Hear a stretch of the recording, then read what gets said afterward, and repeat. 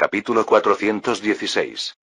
Uno de los acontecimientos que hacen comprender que la guerra ha terminado es el reencuentro con la familia separada. Alteza el Virrey. Ha pasado mucho tiempo. Te has convertido en todo un adulto. Eugene sonrió al ver a Luis Bonaparte, que había llegado corriendo. Hace tiempo que no lo veo, tío. Ja, ja. ¡Qué vergüenza! ¿Qué importan unos pocos años de diferencia? Llámame Luis. ¿Cómo podría? Más importante, ¿dónde están el mariscal Moreau y el comandante Bernadotte? Este es el palacio de Schönbrunn, el palacio de verano de la capital del Reino de Austria, Viena. Es la tercera vez que Francia ocupa Viena, y Austria ya se ha acostumbrado a entregar Schönbrunn al ejército francés en cada ocasión. La familia real se ha trasladado obedientemente al palacio de invierno, el Hofburg. Sin embargo, el cuerpo principal de la Grande Armée francesa ni siquiera se acercó a Viena. Entonces, ¿quién ha entrado en Viena y está controlando Austria? Ha pasado tiempo, Alteza el Virrey Eugene. Son el mariscal Moreau, comandante del cuerpo de Bohemia, y Bernadotte, el antiguo comandante del ducado de Bohemia. Aunque fue derrotado por el rey Karl de Hungría, Moreau logró salvar gran parte de su cuerpo y retirarse con éxito. Gracias al esfuerzo del comandante de caballería polaco, Poniatowski. En lugar de responsabilizar a Moreau por su derrota, Napoleón ordenó la entrada en Viena, y así Moreau acabó recibiendo a Eugene. Eugene saludó militarmente a Moreau y sonrió. Ha trabajado duro, Excelencia. ¿Qué trabajo puede haber hecho un general derrotado? Debería asumir la responsabilidad y retirarme. Eso sería problemático. Será reconfirmado como comandante de la guarnición de Viena. Moreau abrió mucho los ojos, pero Eugene transmitió la orden imperial con una actitud que no permitía objeciones. Debe asumir el papel de controlar la antigua Austria. En realidad, este fue el papel que Moreau desempeñó después de la guerra de la Segunda Coalición antifrancesa. Sin embargo, durante el proceso de posguerra, Moreau fue reasignado a Suiza. Esto fue un nombramiento realizado para que Napoleón, o más exactamente, el núcleo del ejército francés, controlara a Moreau. Y ahora es nombrado nuevamente comandante de la guarnición de Austria. Aunque Austria ya no sea el imperio de antaño, la importancia de su posición no ha desaparecido. Significa que se convertirá en una figura militar importante en el extranjero francés, como Hoche, gobernador de Egipto, Marceau, comandante residente en Constantinopla, o Desgean en Nueva Francia. Moreau miró a Eugene con expresión complicada. Recuerdo que me retiré porque Su Majestad el Emperador estaba preocupado. ¿Fue así? Incluso si fuera cierto, no importa. Porque ahora es diferente a hace 5 años. ¿Qué es diferente? Eugene se encogió de hombros. ¿No he regresado yo? Si Napoleón necesitara controlar al ejército, podría usar a Eugene. Por otro lado, Eugene es, en cierto sentido, la figura clave que Napoleón debería controlar. Por lo tanto, emplear a Moreau es un movimiento magistral para Napoleón, apaciguando a la facción no dominante dentro del ejército y evitando que Eugene actúe en solitario. Moreau, que había abierto la boca, chasqueó la lengua. Ciertamente, qué arrogante he sido ante el vencedor de Jena. Solo tuve suerte. Además, no he venido a presumir de mis logros, sino a igualar su rango, duque de Hohenlinden. ¿Qué acaba de decir? Cuando Eugene miró a su lado, Hippolyte, el ayudante jefe del virrey, sonrió ampliamente y ofreció respetuosamente una medalla dorada. Su Majestad Imperial reconoce el mérito del general Moreau por haber logrado retrasar con éxito al enemigo con fuerzas insuficientes, y le otorga el título de duque de Hohenlinden. Felicidades. Todavía no es una época en la que el imperio esté firmemente establecido. Sin embargo, para construir los cimientos del imperio, Napoleón solía conceder títulos de nobleza a sus mariscales. Aunque eran nobles de la época, se producían duques y condes en masa, y sus títulos se nombraban principalmente por lugares donde habían logrado hazañas. Para Moreau, la victoria de Hohenlinden es sin duda la mejor de su vida. Naturalmente, para un general prometedor del bando republicano, no es un título para alegrarse sin reservas. Sin embargo, no solo está el problema del prestigio de Napoleón para rechazarlo, sino que el hecho de que Moreau sea un general derrotado pesa demasiado. Finalmente, Moreau suspiró y aceptó la medalla. ¡Qué vergüenza! Puede compensarlo con futuros méritos. Tenga en cuenta que no se le concede un territorio, pero el título viene con una pensión vitalicia. 100.000 francos anuales. Dígale a su majestad que haré honor a la pensión. Por cierto, ¿podría contar con el general Bernadotte?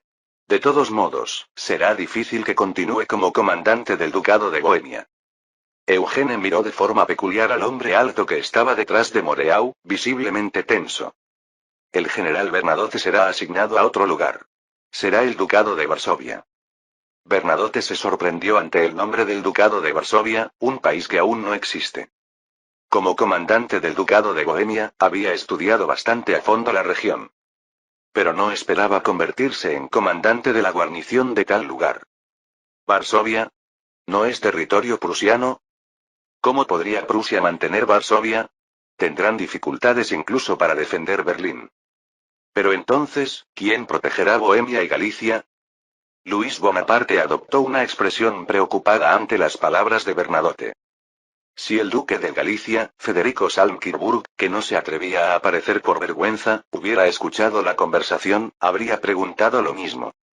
Después de todo, tanto Bohemia como Galicia solo podían sobrevivir como estado satélite de Francia.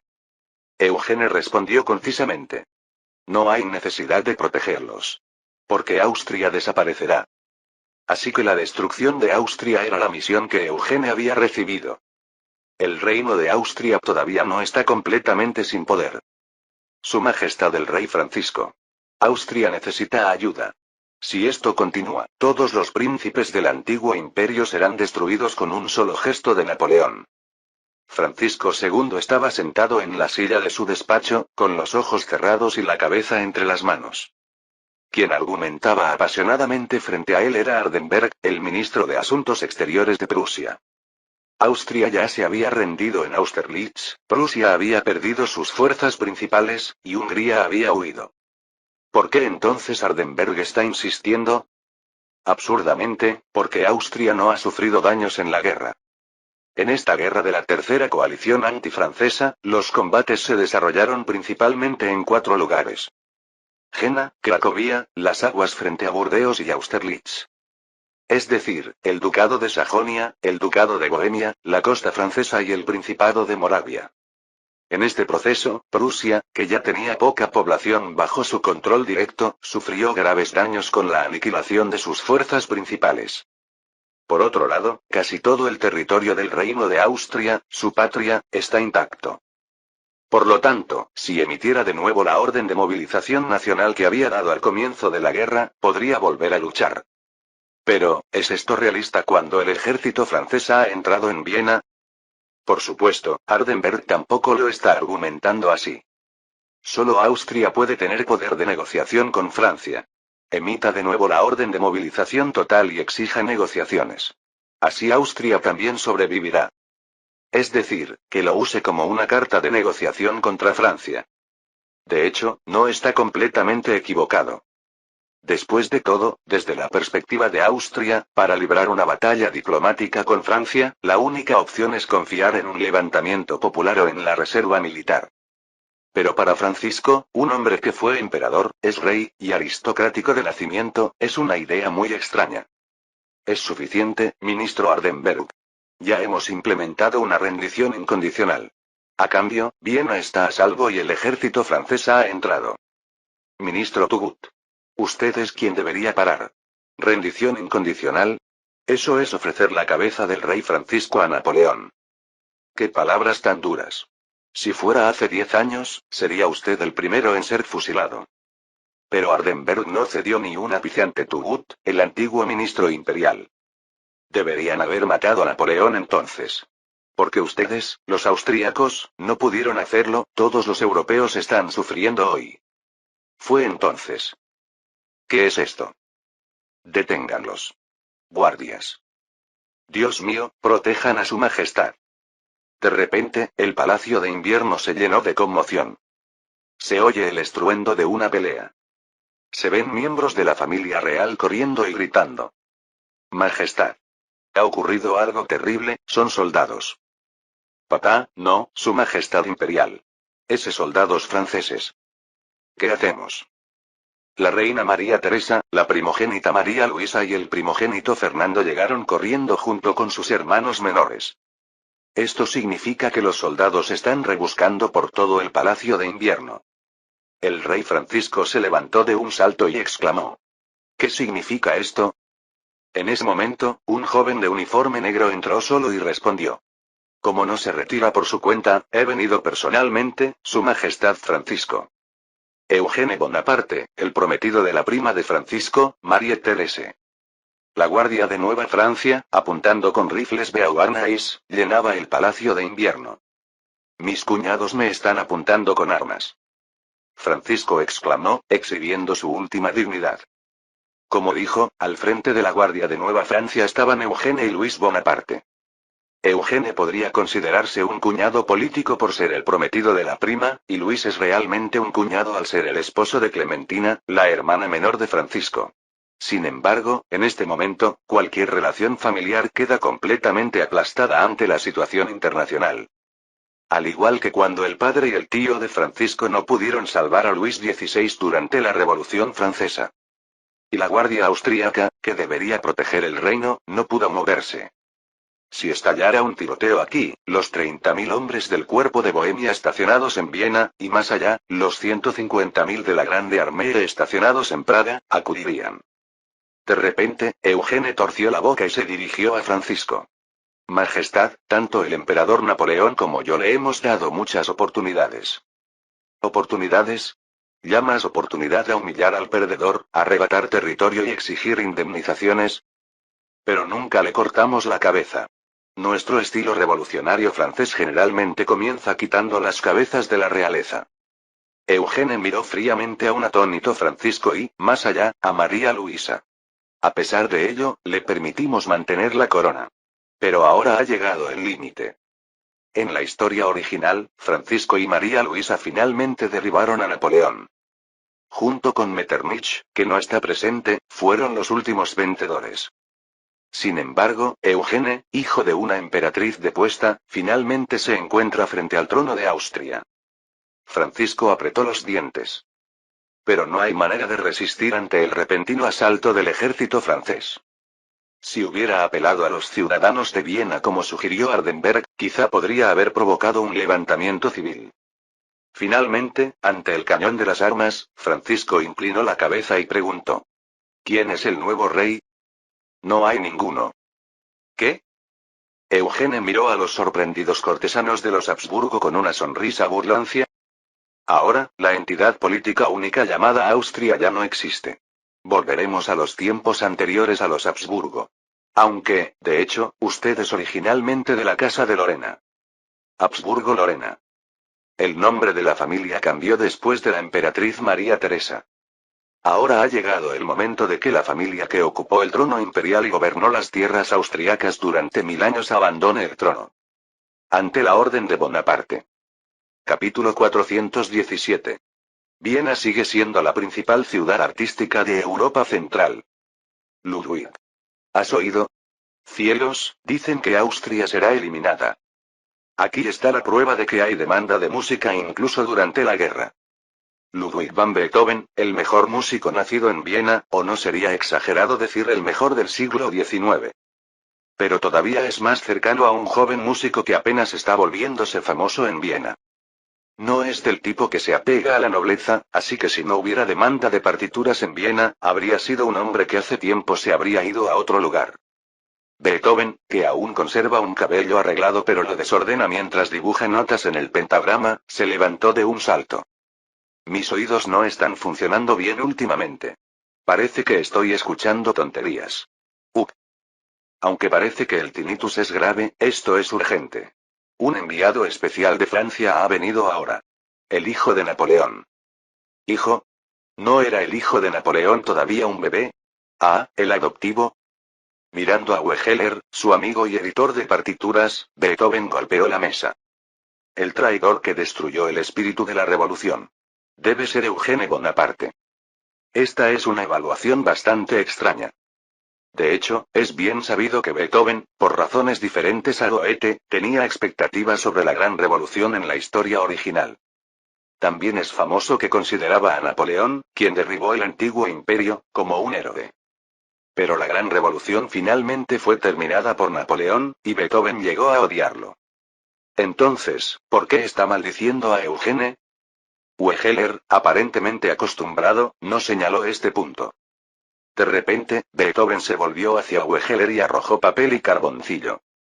¿Qué ha hecho exactamente? No puedo oír bien, así que escríbelo. Wegeler. Ah, bueno, verás. No parece necesario hablar grandiosamente. Beethoven, y Wegeler.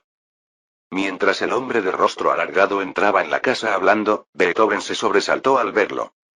Su Alteza el Duque Rudolf. ¿Por qué ha venido hasta aquí? Rudolf Johann von Habsburgo, un miembro de la familia real que se convirtió en duque a la edad de 18 años, sonrió repentinamente y respondió. Es un honor que el gran músico de Viena me muestre tanto respeto. Por muy falto de modales que sea, no soy tan ingrato como para olvidar la generosidad de su Alteza. Gracias. Pero he venido porque eso también parece que será difícil a partir de ahora.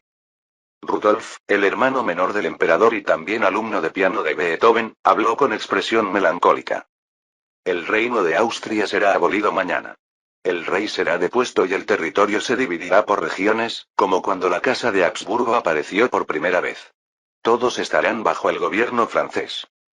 En realidad, Beethoven no era sumiso ante la nobleza, pero eso no significa que no recibiera patrocinio. En esta época, el duque Rudolf era uno de los principales patrocinadores de Beethoven.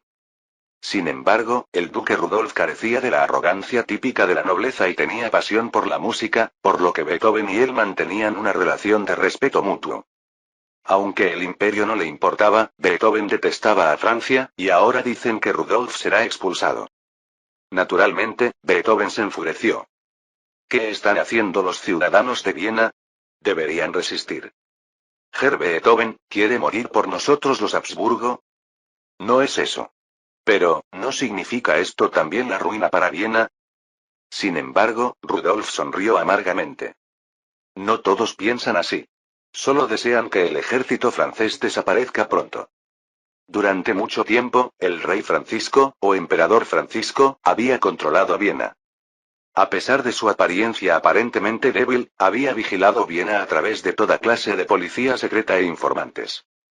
Por supuesto, no mataba a los elementos antigubernamentales como los jacobinos con la guillotina, pero es cierto que protegió el país mediante deportaciones. Por lo tanto, los ciudadanos de Viena estaban bastante hartos del dominio de los Habsburgo. Beethoven también se mantuvo en silencio por un momento, ya que sentía lo mismo, cuando Rudolf repentinamente le entregó algo. ¿Qué es esto?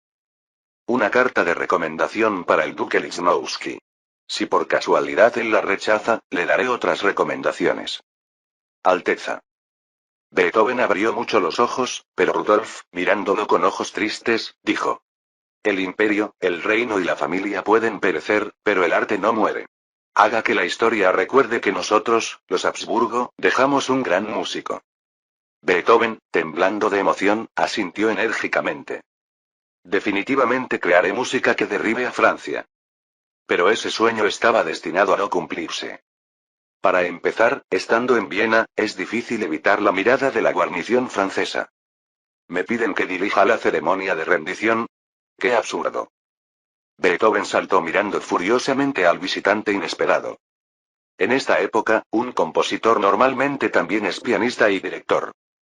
Por lo tanto, no hay nada extraño en recibir una propuesta para dirigir una ceremonia de marcha. Sin embargo, ser solicitado para dirigir la ceremonia de deposición del monarca de Austria es claramente problemático. Es literalmente pedir que se suicide. Además, ¿qué insolencia es esta para Beethoven, imbuido del espíritu antifrancés? Pero el proponente sonrió con cara descarada y respondió. No le estoy pidiendo que coopere con Francia, Monsieur Beethoven. ¿Cuál es la diferencia?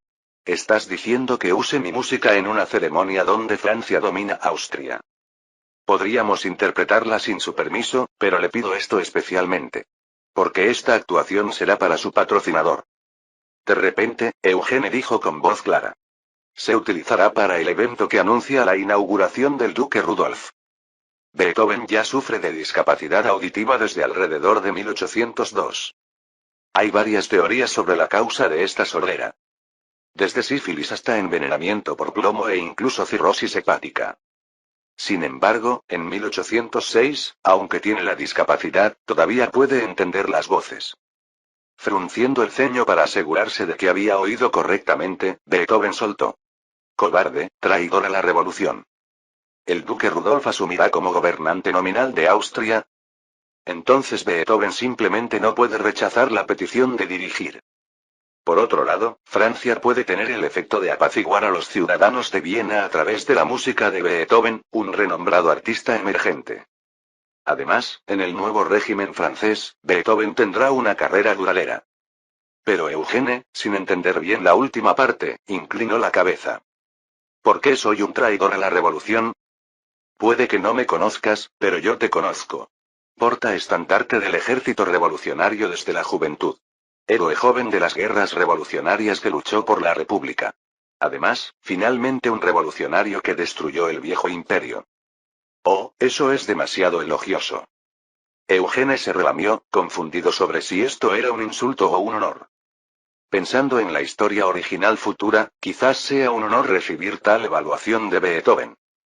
En ese momento, Beethoven acercó su rostro a Eugene y gritó: pero tú y tu padre traicionaron la revolución y se convirtieron en emperador y rey. Traicionaron toda la sangre de los revolucionarios que soñaban con la igualdad, las muertes de los ciudadanos, las aspiraciones de la gente. A pesar de su larga experiencia en la guerra, Eugene, con su audición intacta, esbozó una sonrisa amarga. Sabía y había oído que Beethoven consideraba a Napoleón un traidor a la revolución. No esperaba que considerara a Eugene de la misma manera. Sin embargo, hay algo de injusto en esto. Después de todo, Eugene no está trabajando tan arduamente solo por intereses egoístas. Vengo de crear un nuevo mundo en el nuevo mundo, Monsieur Beethoven. Ante estas repentinas palabras, Beethoven parpadeó, y Eugene dijo tranquilamente: allí, estoy creando un país donde nativos, negros, ingleses y españoles viven juntos con los franceses. Espera, ¿qué significa eso? Siguiendo el espíritu revolucionario, he otorgado derecho a voto, liberado esclavos y estoy construyendo un sistema donde todos pueden alcanzar la posición que desean según sus habilidades. Eugene se levantó y le dijo a Beethoven: ahora, puede que a tus ojos la revolución y el imperio no combinen. Pero ni yo ni mi padre nos detendremos aquí. Como no lo hace el mundo. Eugene está luchando incluso fuera del campo de batalla. Para evitar que la era de la revolución se derrumbe. Porque cuando Napoleón finalmente fracase, la era retrocederá. Beethoven, que miraba fijamente a Eugene, gritó: suena convincente. Si no pruebas esas palabras con tu vida, crearé música que te maldiga. Eugene, a punto de marcharse, se volvió, miró a Beethoven e inclinó la cabeza. Eso también sería un honor, Monsieur Beethoven. Quizás esta sea la última oportunidad para que los dos hombres hablen. Originalmente, todas las dinastías comienzan ruidosamente con la gloria de la victoria y desaparecen miserablemente con la caída de la derrota. Su Majestad el Rey, no, Su Majestad Imperial está siendo llevado. Se ven carruajes con la familia Habsburgo saliendo del Palacio Hofburg de Viena. Los ciudadanos se reunieron murmurando. Aunque fuera un rey hacia el que sentían antipatía, era su monarca, y quienes lo expulsan son los franceses. Además, ¿no son todos soldados franceses con uniformes azules los que rodean el lugar? Entonces, otros entraron.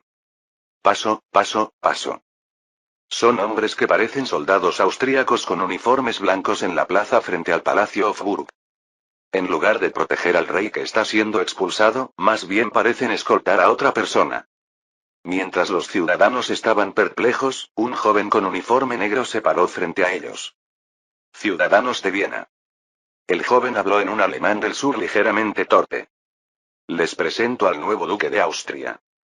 Entonces, los funcionarios menores, comerciantes, médicos y abogados de Viena, los llamados burgueses, exclamaron sorprendidos. ¿Qué? ¿Es ese el duque Rudolf? Pero, ¿qué significa duque de Austria? ¿No se suponía que Austria se convertiría en un territorio bajo control francés? Oh, esto es diferente de lo que decían los nobles. El joven de uniforme negro, Eugene, sonrió. Habiendo sido ocupada por Francia ya 3 veces, Viena ha perdido desde hace tiempo el orgullo que tenía como capital del antiguo imperio. Especialmente cuando el imperio fue degradado a reino y aceptó la primera partición, el prestigio de la Casa de Habsburgo también se quebró. Por lo tanto, incluso frente a la situación en que el rey es expulsado y el reino desgarrado, no se indignan. Además, como el duque nominal también es de la Casa de Habsburgo, naturalmente, el sentimiento público que estaba a punto de agitarse se calmará por ahora. Ahora, el antiguo rey pasará el resto de su vida cómodamente como predecesor, y el nuevo duque los gobernará. Como el gran arte de Viena es eterno. A continuación, la orquesta comenzó a tocar en la calle. Pam, pam. Papata. Pam, pam. Esta música es la heroica, o sinfonía heroica. Hay una razón por la que Eugene quería específicamente la heroica de Beethoven. Originalmente, la música de Beethoven, incluida la heroica, sería considerada pionera en la era del nacionalismo alemán en el futuro. Pero Eugene ha convertido deliberadamente la heroica en un símbolo de la caída de Austria. Una especie de piedra angular para prevenir el llamado Imperio Alemán Unificado. Por supuesto, eso requeriría medidas adicionales contra Prusia más que contra Austria. En ese momento, Hippolyte, el ayudante jefe que estaba junto a Eugene, dijo en tono burlón. Hay una cosa que no está mencionando, Alteza. ¿Qué? Que el reino de Austria será dividido, y Moravia, Tirol y Silesia tendrán todos gobernantes diferentes.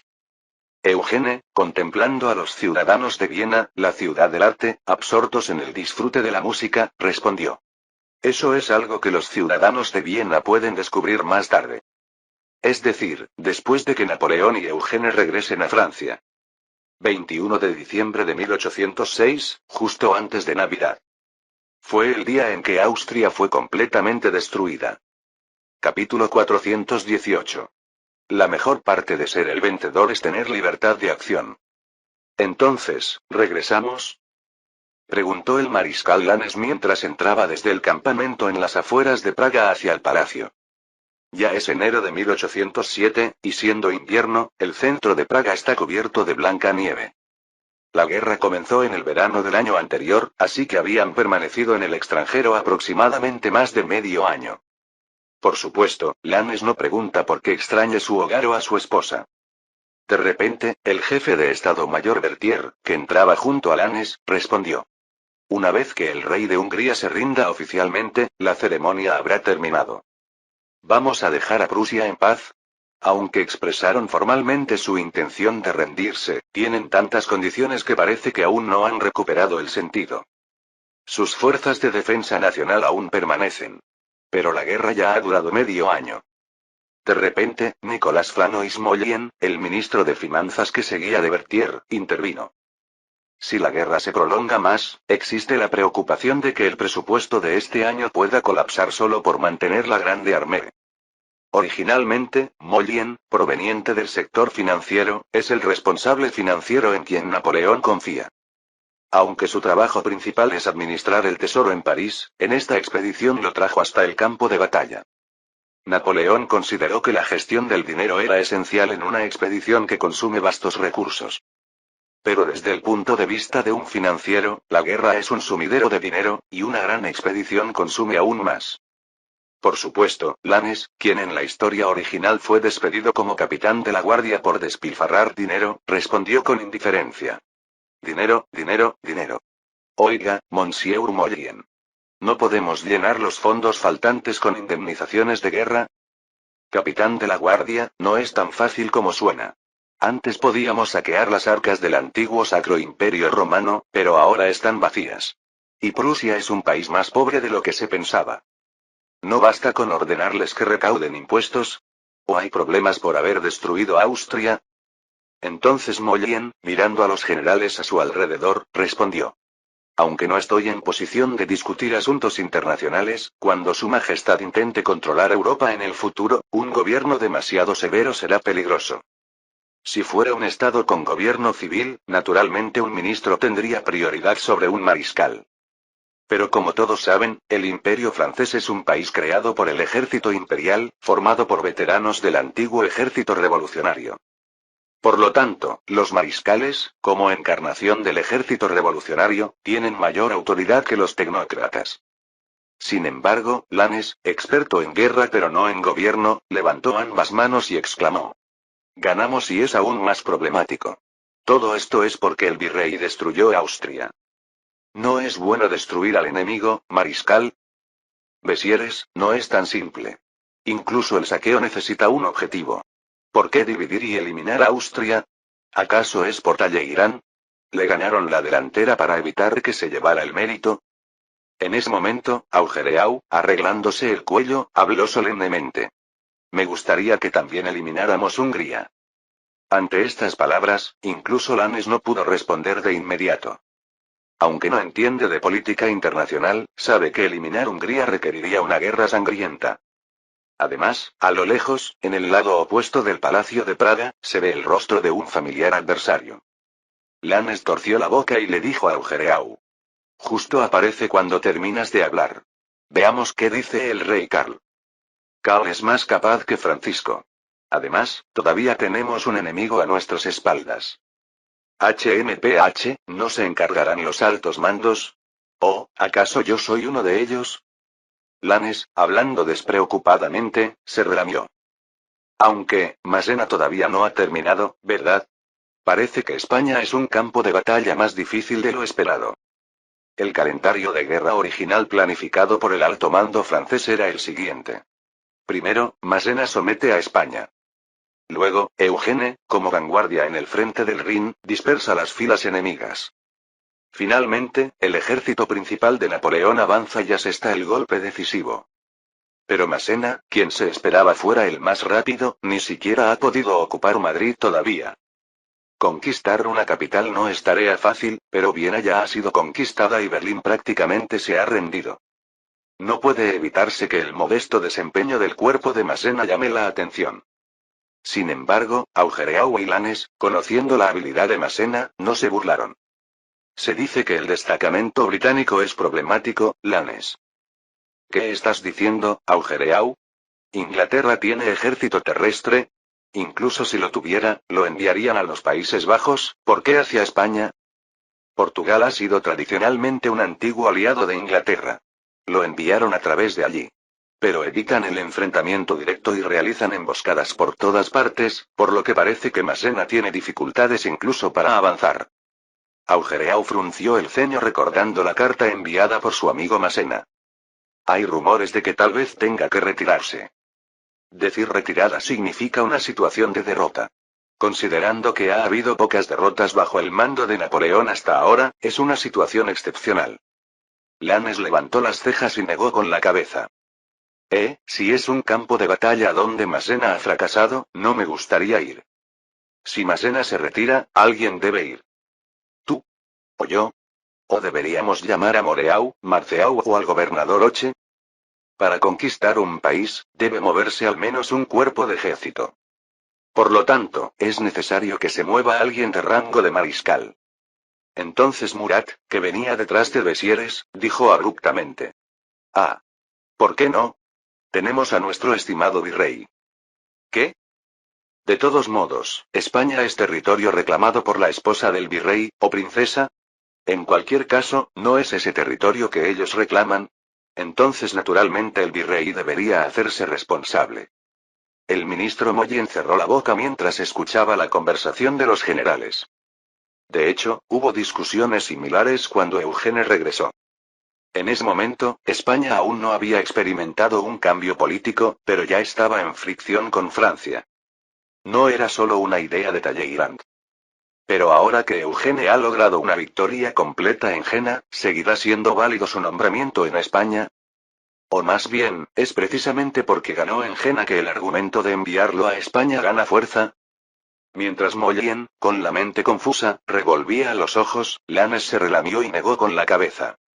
Por muy, no es bueno enviar a un miembro de la familia imperial a un lugar plagado de bandidos. En ese momento, Louis Charles Caffarelli, ayudante del emperador, salió corriendo del Palacio Real de Praga y gritó: ha llegado Su Majestad Karl I, rey de Hungría Oriental. Junto con Su Majestad Federico Guillermo II, rey de Prusia. Finalmente, llegó el invitado que los tres mariscales estaban esperando. Ante el trono donde se alineaban los tres mariscales del imperio, se presentó el rey oriental. Hungría solicita rendición incondicional a su majestad el emperador de Francia. Lannes, Massena y Junot se miraron entre sí antes de volver a mirar al rey. Finalmente, Hungría también se ha rendido ante la realidad de la disolución de Austria.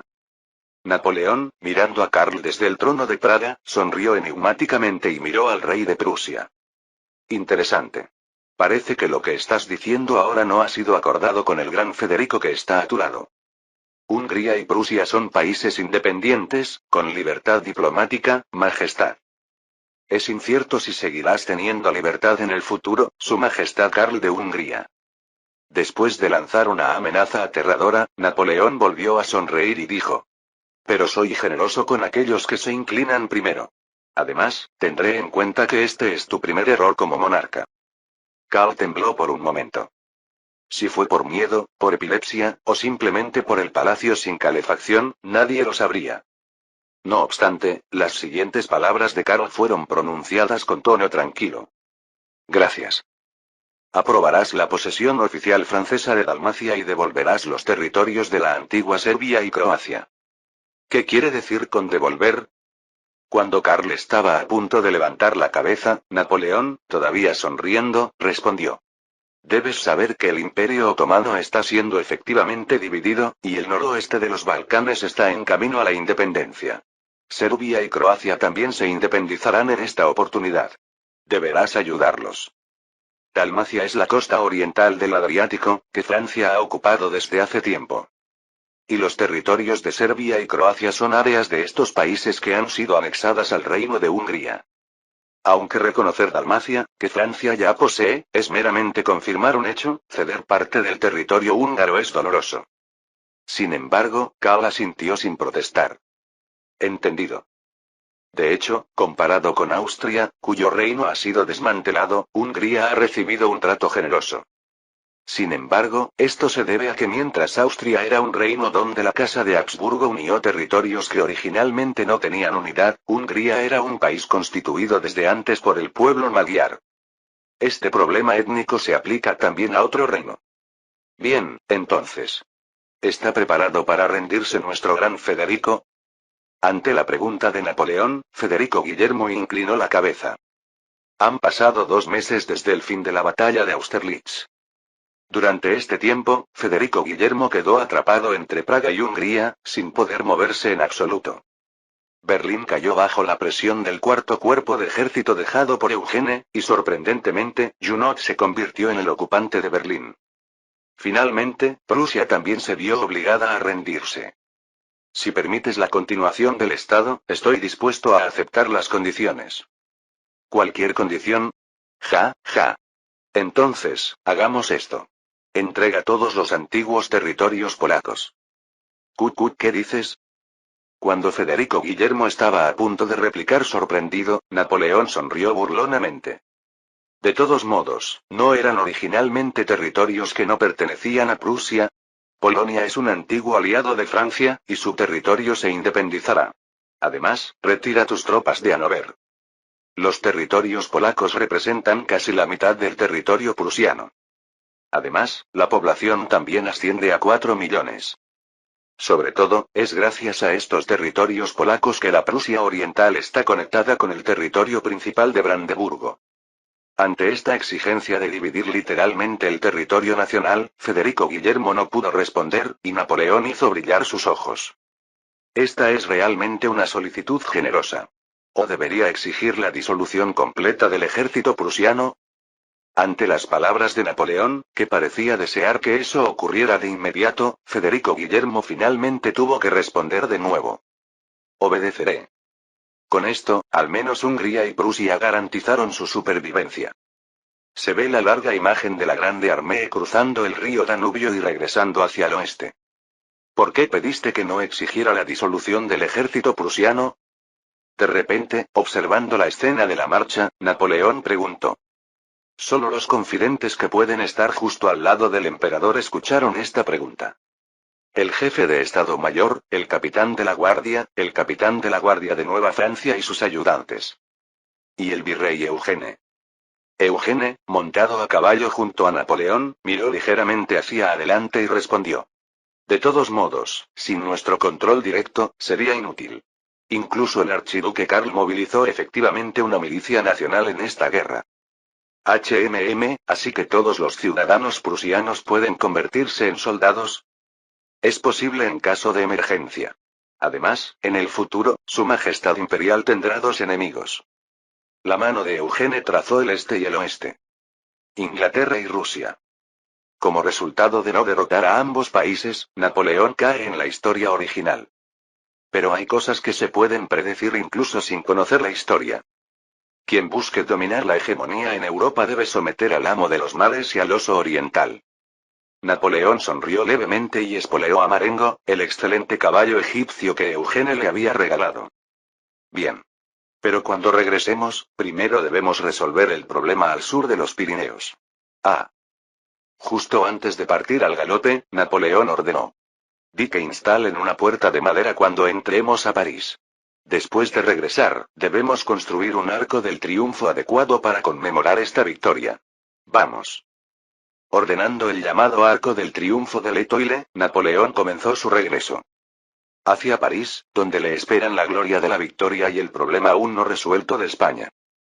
Capítulo 419. Originalmente, el Rin no es un río que fluye solo por Europa occidental. También fluye por partes de la llamada Europa oriental.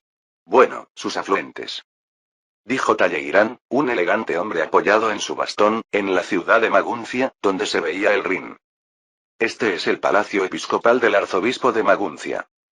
Normalmente es uno de los pocos principados episcopales que quedan al norte de los Alpes, un lugar donde se celebran a menudo ceremonias eclesiásticas. Pero hoy estaba previsto que se convirtiera en el escenario del extremo secular, la política internacional. Es el lugar donde se celebra la reunión de los príncipes de la Confederación del Rin, creada por Napoleón tras disolver el Sacro Imperio Romano. Entonces, la Confederación del Rin incluirá también a países de Europa Oriental, Excelencia Ministro de Asuntos Exteriores. Es difícil. Sin embargo, dado que se llama Confederación del Rin, el límite sería Europa Central. Pero esta vez, Sajonia se unirá. ¿Es cierto entonces que en lugar de deponer al Gran Duque de Sajonia, se le dará el trono de Polonia? Hacia el secretario de Estado Hugues Bernard Maret, que seguía lanzando preguntas sensibles, Talleyrand sonrió y respondió. El trono polaco no será restaurado. Sin embargo, creo que se ha mencionado el nombre de Ducado de Varsovia. Este hombre, Maret, se convertirá en el sucesor de Talleyrand en la historia original. Sin embargo, el cargo de secretario de Estado, a diferencia de su nombre, no es en realidad el de primer ministro general, sino más bien un puesto como jefe de gabinete. También es un maestro en asuntos prácticos y escritura, y dejará una autobiografía memorable. Pero ahora es una figura que trata a Talleyrand, quien es efectivamente el primer ministro del gabinete napoleónico, como a un superior.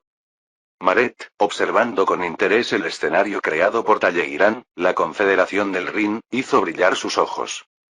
Mire, ahí llega el líder de nuestra confederación. ¿El arzobispo de Maguncia? ¿Ha oído eso? Dicen que el cardenal Fesch ha sido nombrado corresponsable del arzobispado de Maguncia. Vaya, parece que el arzobispo de Alberga ha sido superado de nuevo.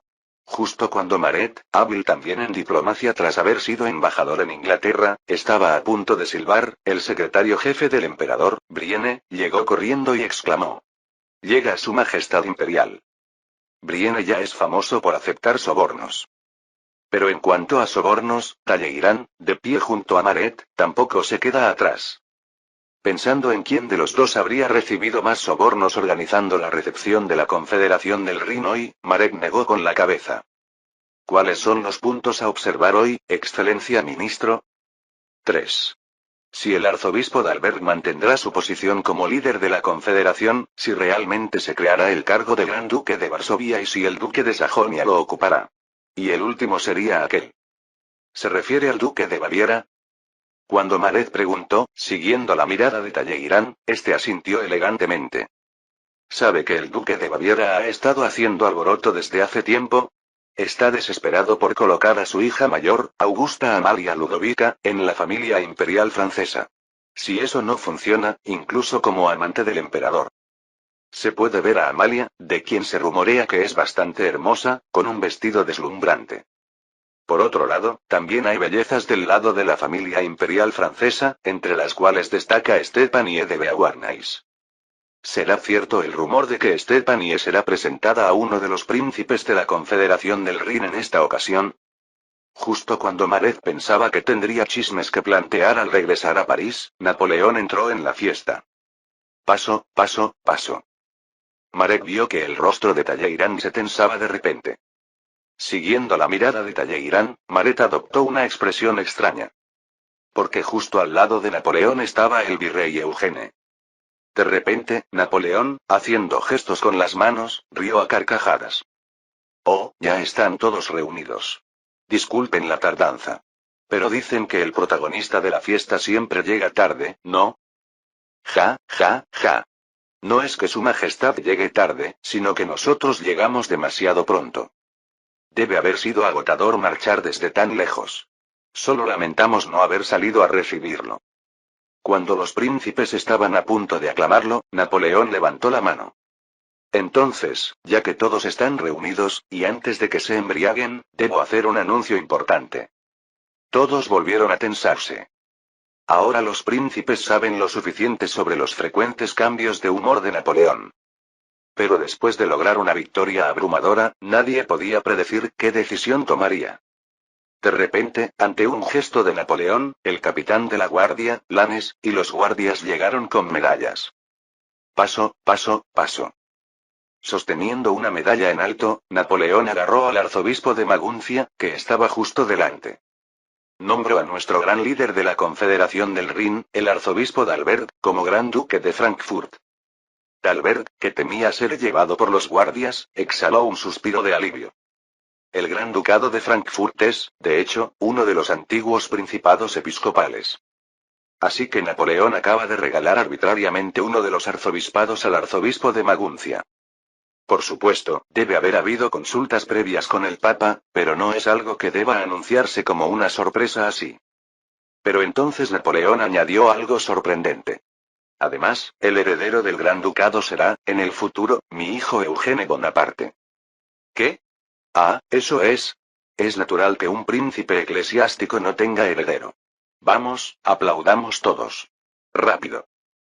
Cuando el arzobispo de Maguncia se desconcertó, todos aplaudieron apresuradamente bajo la dirección del duque de Baviera. Después de todo, Eugene ya controla vastos territorios en el Nuevo Mundo. Sea cual sea el feudo que tenga en Europa, es obvio que será un príncipe ausente. Entonces alguien tendrá que controlar efectivamente Frankfurt. Mientras todos trataban de intuir quién sería, Napoleón tomó otro objeto en sus manos. También tengo un regalo para mi querido amigo, Federico Augusto de Sajonia. El duque de Sajonia se acercó a Napoleón tragando saliva. En realidad, Napoleón no es amigo del duque de Sajonia, ni está en posición de darle regalos. En la reciente guerra de la Tercera Coalición antifrancesa, Sajonia jugó a dos bandas. Así que cuando dice que le dará algo, solo puede preocuparse de que sea un billete a la guillotina. De repente, los ojos del duque de Sajonia se agrandaron. ¿No es esto un mapa? Entregar un mapa es un importante símbolo de soberanía real. Lamentablemente, no podrás ejercer la soberanía real aquí.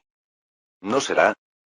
Dando palmadas en el hombro del duque de Sajonia, Napoleón rió a carcajadas. Te encomiendo el cargo de Gran Duque del recién establecido Ducado de Varsovia. Mi ayudante jefe, Suchokowski, y mi recién nombrado comandante superior, el general Poniatowski, te ayudarán. Se acercaron el coronel Suchokowski, ayudante jefe de origen polaco, y Poniatowski, condecorado en la batalla de Bohemia. El duque de Sajonia abrió mucho los ojos ante la idea de ceder efectivamente la autoridad militar a militares franceses de origen polaco, pero sonrió con esfuerzo. Había estado en peligro de perder su ducado, pero en cambio ha ascendido a un nuevo gran ducado, lo cual es motivo de alegría. Entonces, ¿por qué el duque de Sajonia ha recibido específicamente la corona polaca? Vaya, no es una conexión tan remota. Talleyrand chasqueó la lengua. En el siglo XVIII, Polonia elegía a su rey por votación. Así que en una ocasión, el elector de Sajonia se convirtió en rey de Polonia. Por lo tanto, Napoleón ha otorgado el cargo de Gran Duque de Varsovia al Duque de Sajonia debido a esta conexión. Maret, mirando con interés la expresión de Talleyrand, preguntó. ¿Y qué es eso de comandante superior? Parece que no quiere prodigar el rango de mariscal. Será superior a general de división, un nuevo cargo. A este paso, pronto tendremos rangos como general o teniente general. Justo cuando Maret hablaba como si estuviera profetizando, Napoleón se volvió hacia la audiencia. Ahora, el último regalo. Hasta ahora, todos los príncipes han recibido regalos. Por supuesto, junto con las cadenas de un heredero como Eugene y vigilantes polacos. Pero, ¿recibirán un regalo también esta vez? Sobre todo, ¿quién será el príncipe que lo reciba? Entonces, la mirada de Napoleón se dirigió a un hombre que estaba en el centro. Mi querido Gran Duque Maximiliano José. Majestad, es difícil de aceptar. Aún no he dicho nada. Ja, ja, ja. Cuando el duque de Baviera estaba a punto de inclinar la cabeza, Napoleón rió a carcajadas y exclamó. Ahora, te convertirás en rey. En una era donde Austria ha sido destruida, un nuevo rey ha nacido en Alemania. Todo esto es, por supuesto, el resultado de consideraciones de política internacional. Finalmente se casó con la princesa Marie, Alteza. En un rincón del salón de recepción, una belleza se acercó a Eugene, que bebía vino. Tendría unos 18 años ahora. Eugene todavía puede reconocerla porque conserva el rostro que vio antes. Así fue, princesa. No, ¿debería llamarla princesa real ahora? ¿Ha olvidado lo que le prometió a mi padre hace tiempo? ¿Promesa? Ah, eso fue solo una broma. De todos modos, ha crecido hermosa, como se esperaba. La princesa real de Baviera, Amalia, se cubrió la boca con la mano y rió. ¿Acaso lo lamenta? En ese momento, Eugene sintió que su corazón se hundía sin saberlo. No es por la belleza de Amalia. Porque si hubiera sido según la historia original, Amalia habría sido la esposa de Eugene. Además, ese matrimonio fue muy feliz, y los dos podrían haber tenido 7 hijos. Justo cuando el futuro no realizado estaba a punto de doler su corazón, Eugene habló. Si se casara conmigo, sería infeliz, princesa. ¿Qué? Con suerte, podría convertirse en reina de un país más grande que Baviera. Pero tendría que vivir con el constante temor de perder su posición, y si yo fuera derrotado, tendría que vivir consolándome de la desesperación. Cuando Amalia estaba a punto de entreabrir los labios, Eugenie afirmó.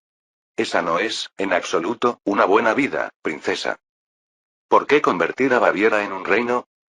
Porque después de desmantelar Austria, se necesita una fuerza para contener a Prusia y Hungría. Baviera tiene un poder nacional considerable, pero al mismo tiempo no tiene la fuerza para unificar la región alemana. Esa es también la razón por la que Napoleón eligió a Amalia como esposa de Eugene en la historia original. Pero eso significa que debería apostar su posición y destino al éxito o fracaso de Napoleón. El marido siempre debe lanzarse al frente y podría perder la vida en cualquier momento. Amalia merece no vivir una vida tan insegura. Eso es lo que Eugene acaba de responder. Ante las palabras demasiado serias de Eugene, Amalia parpadeó aturdida y luego sonrió. Aún así, con un hombre como el virrey, ¿no se arrojarían las mujeres voluntariamente aunque supieran que les espera la ruina? Princesa, ¿eso? Envidio a la princesa Marie que, según dice, vivirá infelizmente con usted. Girando levemente el cuerpo, Amalia susurró. Aún así, me habría gustado vivir así una vez. De hecho, si lo pensamos, este es apenas el segundo encuentro entre Eugene y Amalia. Sin embargo, Eugene extrañamente sintió como si un momento de su vida se hubiera cortado. ¿Sería porque conocía el destino original de Amalia? Entonces, ¿por qué Amalia le habló así a Eugene? Mientras Eugene observaba la figura de Amalia alejándose, ocurrió algo. De repente, Hipólite, mirando a su lado, silbó. Vaya, ¿esto es lo que llaman criar algo para devorarlo y luego dejarlo escapar? Cállate, Hipólite. Quizás si yo me acerco a ella, eso no estaría bien, ¿verdad? Eugene sonrió levemente y le dijo a Hipólite. ¿Qué te dije cuando mencionaste acercarte a mi madre? Naturalmente, que lo mataría. Sin embargo, el virrey no tiene tiempo para perderse en recuerdos de la mujer que podría haber sido su destino. Alteza el virrey, me ha vuelto a ganar elegantemente. Talleyrand, el ministro de los militares sin el título de primer ministro, se paró junto a Eugene. Eugene no recordaba haberle ganado, pero Talleyrand parecía sentirlo así. Quizás pensó que Eugene había manipulado arbitrariamente la confederación del ring que él había creado. Negando levemente con la cabeza, Eugene respondió. En cuanto a Frankfurt, no me interesa en absoluto, así que no se preocupe. Me refiero al Ducado de Varsovia. Bien sabe que Rusia, Prusia y la antigua Austria son todas sensibles a la independencia polaca, y aún así lo ha hecho. Austria ha sido desmantelada, Prusia ha perdido su poder militar. Solo queda Rusia. Talleyrand entrecerró los ojos. No debemos luchar contra Rusia, virrey. En la historia original, Bismarck diría más tarde. La diplomacia consiste en mantener buenas relaciones con Rusia. Parece que la visión de los diplomáticos es similar independientemente de la época. Eugene sonrió amargamente y desvió la mirada. Eso es algo que decidirá su majestad. Pero, de todos modos, ¿no está todo lo que debemos enfrentar primero en el oeste? Observando a Napoleón, quien parecía estar dando un largo discurso sobre un tema que le gustaba, Talleyrand sonrió enigmáticamente. Es cierto. España pronto esperará a Su Alteza el Virrey. 30 de enero de 1807, invierno.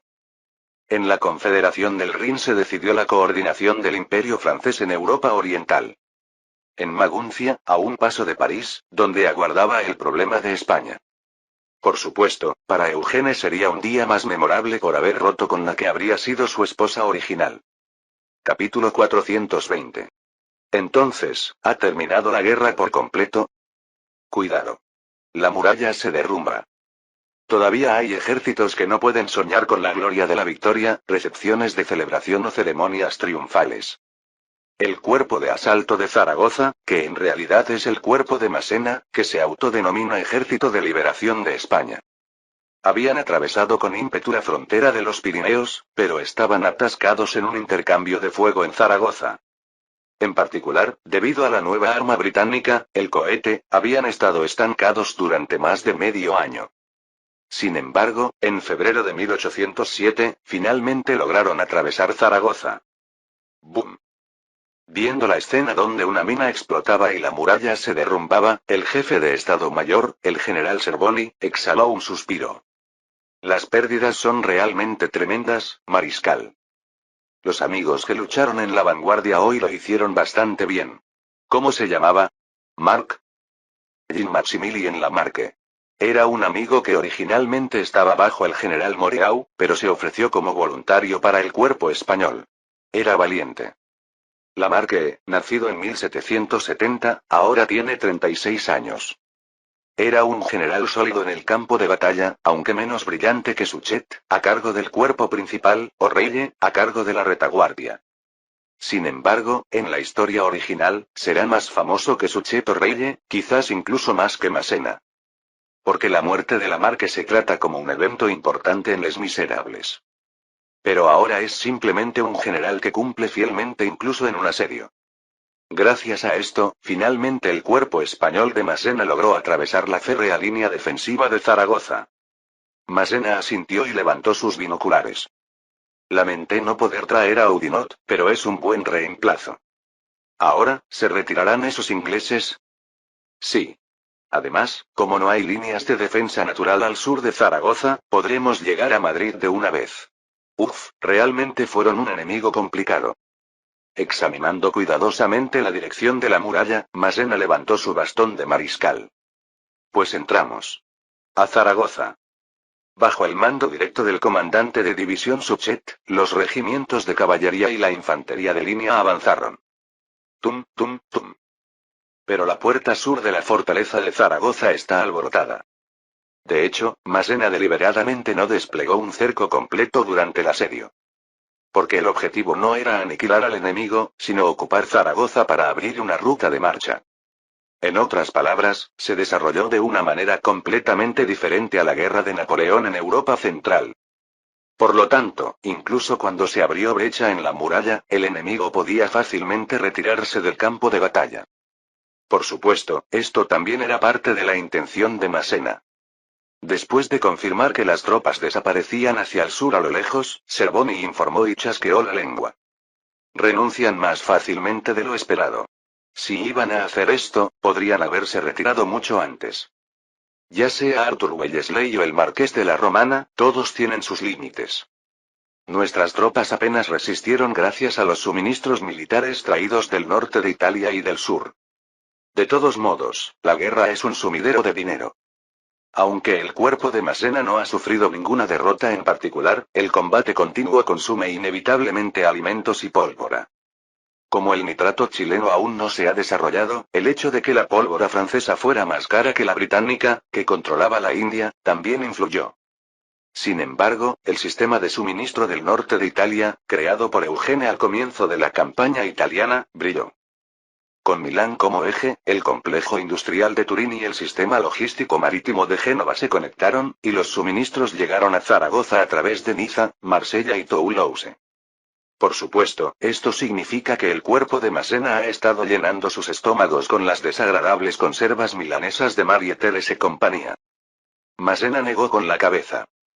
No quiero volver a ver conservas nunca más. Incluso es difícil abrirlas con una daga. Vamos a Madrid rápido. ¿Eh? En ese momento, al entrar en la ciudad, Massena abrió mucho los ojos. Clic, bang. Si no fuera por la agilidad que Massena demostraba en sus días de contrabandista, habría muerto al ver el cañón del arma. Una bala disparada desde el cañón brillante en medio de una ventana pasó por encima de Massena, que agachó la cabeza. La guardia del comandante inmediatamente disparó. Bang. Bang. Bang. Pero a pesar de los impactos, los disparos no cesaron. Clic, bang. Clic, bang. Clic, bang. Claramente mosquetes de mecha antiguos aparecieron por toda la ciudad, desplegando francotiradores. Ante este ataque inesperado, los soldados que marchaban con magnificencia por las calles se dispersaron al unísono. El cuartel general del cuerpo, montado a caballo, también tuvo que retirarse de inmediato. El general Gabriel Suchet, asistente del comandante del cuerpo y jefe de división directa, llegó corriendo y gritó. Nos disparan desde las calles.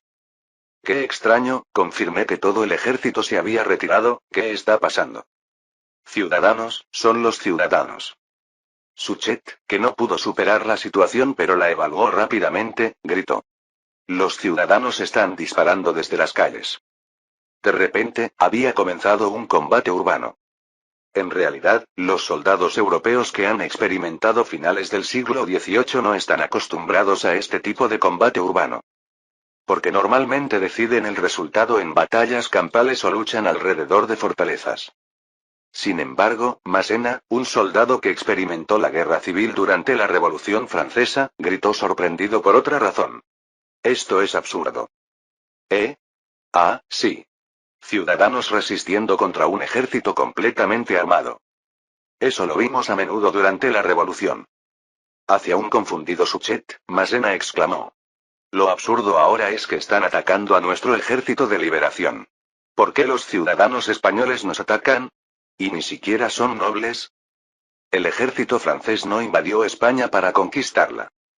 Tienen la justificación de restaurar al legítimo rey Carlos IV, quien fue exiliado, y expulsar a los invasores ingleses. Fue por esta justificación que recibieron apoyo en la región de Cataluña. Pero, ¿los ciudadanos atacando al ejército francés, que es un ejército de liberación? Traigan a un intérprete que sepa hablar español. Ahora. Massena gritó con urgencia, pero los disparos no cesaron. ¡Bang! Finalmente, el cuerpo español tuvo que sufrir más bajas en el combate urbano que en el asedio. Rara vez en la historia un ejército en retirada ha tenido tanta tranquilidad. Esto es lo que se llama guerrilla. Dijo Arthur Wellesley mientras pasaban por terreno montañoso lleno de caminos sin pavimentar hacia el sur de Zaragoza. Por supuesto, para Wellesley, este tipo de camino es casi como uno completamente pavimentado. Después de todo, los lugares donde Wellesley y sus subordinados directos han luchado abarcan el sur de la India, la meseta del Deccan y el norte de la India.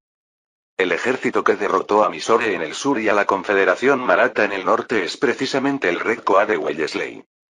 Especialmente en la batalla de Asalle contra la Confederación Maratha, derrotó a 50.000 con solo 5,000 hombres. Sin embargo, la mayoría de las tropas británicas que vinieron a España no son la guarnición de la India, por lo que desde el punto de vista de Wellesley, son reclutas bastante deficientes. Pero aún así, como tienen una disciplina más estricta que el ejército español, al marqués de la Romana le parecían tropas de élite. Mirando a los soldados que se habían vuelto dóciles gracias al efecto de los infames azotes británicos, el marqués de la Romana preguntó desde su caballo. ¿Qué es eso? En español significa pequeña guerra, ¿verdad, marqués de la Romana? Ah, ¿ese se interpreta así? Wellesley rió a carcajadas y sus ojos brillaron. Lo vi cuando luchaba contra los hindúes. Cuando los civiles comunes tienen armas y atacan desde ciudades o montañas, incluso el ejército regular más formidable tiene dificultades para repelerlos. Ah, eso, definitivamente causa problemas de suministro. Pero cuando vine aquí, noté similitudes con los campos de batalla de Mysore y Cotiote. Son diferentes en que aquellos son selvas tropicales y este es un terreno árido.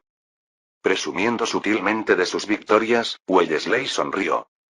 Podemos desgastar a Francia lo suficiente con este método. Y cuando esté completamente agotada, se retirará. Es posible si renunciamos a un solo elemento. La llamada guerrilla es de hecho un término que Wellesley también acuñó en la historia original. Luchando contra las tropas francesas en España, Wellesley se dio cuenta de que era difícil confrontarlas directamente. Porque en comparación con la Grande Armée, bien entrenada, el ejército terrestre británico era prácticamente una colección caótica. Además, el ejército español estaba aún más desorganizado. Así que Wellesley introdujo en la península ibérica las tácticas de resistencia que había visto en la India. En resumen, es un método que utiliza el terreno, las ciudades y la alienación pública para acosar al enemigo.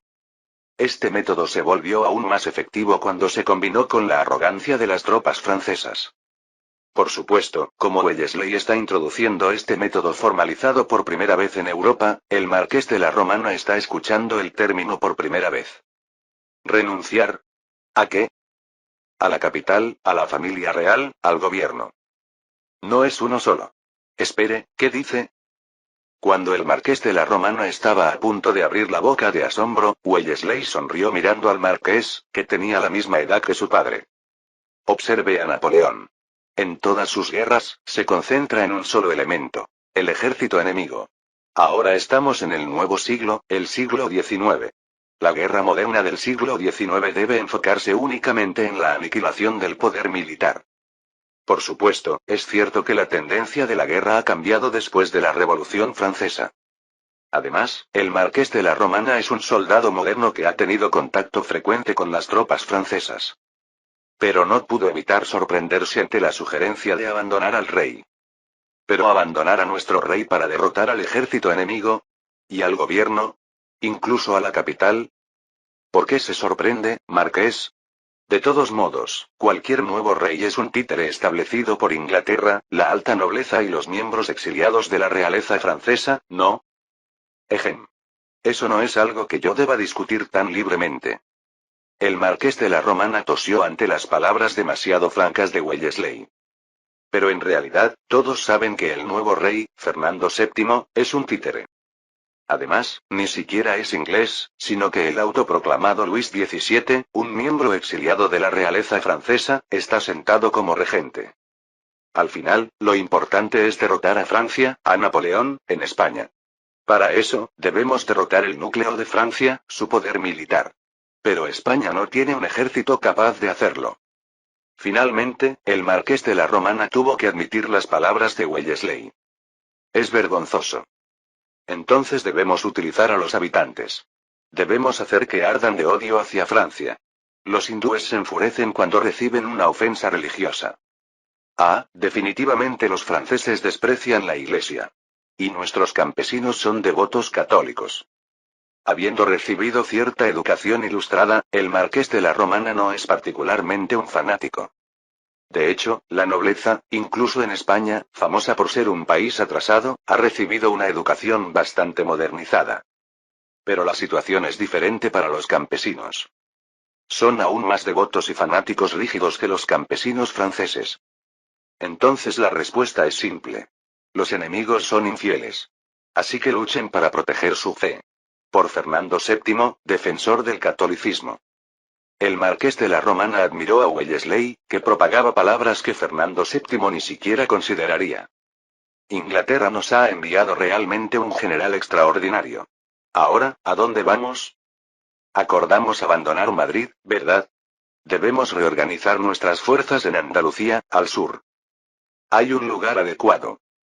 De repente, el marqués de la Romana respondió desplegando un mapa portátil. Valdepeñas, esperemos al enemigo allí. Ahora el ejército español había decidido abandonar a su rey. Sin embargo, las tropas francesas ni siquiera lograron llegar a Valdepeñas, que en la historia original futura quedaría como una victoria para España. Hemos capturado al rey que huía de Madrid.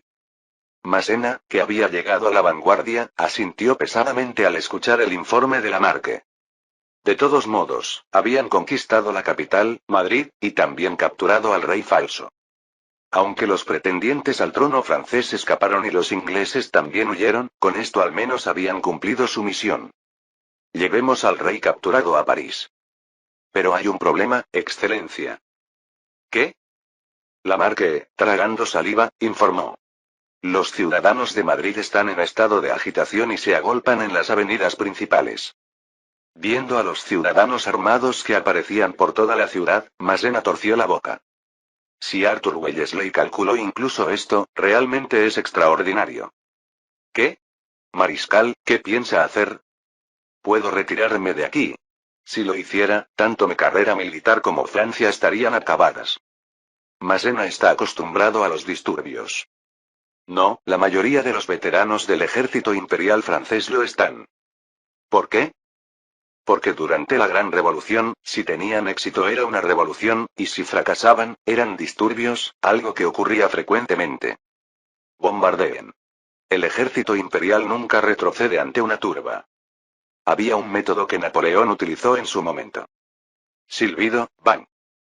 Los proyectiles comenzaron a dispararse sobre Madrid. 12 de febrero de 1807.